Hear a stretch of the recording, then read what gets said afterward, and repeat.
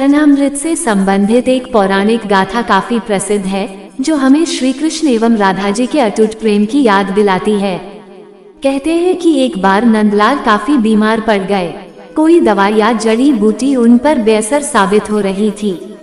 तभी श्री कृष्ण ने स्वयं ही गोपियों से एक ऐसा उपाय करने को कहा, जिसे सुन गोपियां दुविधा में पड़ गईं। दरअसल श्री कृष्ण ने गोपियों से उन्हें चरण अमृत पिलाने को कहा।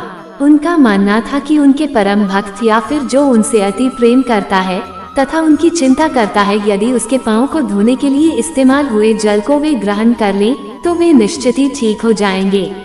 लेकिन दूसरी ओर गोपियां और भी चिंता में पड़ गईं। श्री कृष्ण उन सभी गोपियों के लिए बेहद महत्वपूर्ण थे। वे सभी उनकी परम भक्त थी, लेकिन उन्हें इस उपाय के निष्फल होने की चिंता सता रही थी।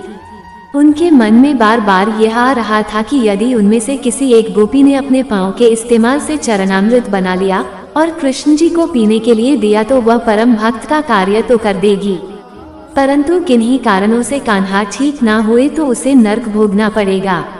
अब सभी गोपियां व्याकुल होकर श्री कृष्ण की ओर ताक रही थी और किसी अन्य उपाय के बारे में सोच ही रही थी कि वहां कृष्ण की प्रिय राधा आ गईं।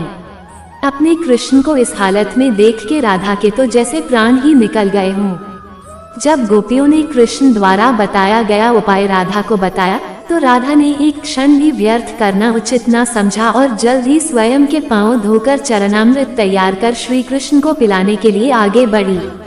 राधा जानती थी कि वे क्या कर रही हैं।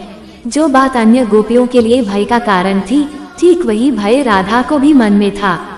लेकिन कृष्ण को वापस स्वस्थ करने के लिए वह नरक में चले जाने को भी तैयार थी।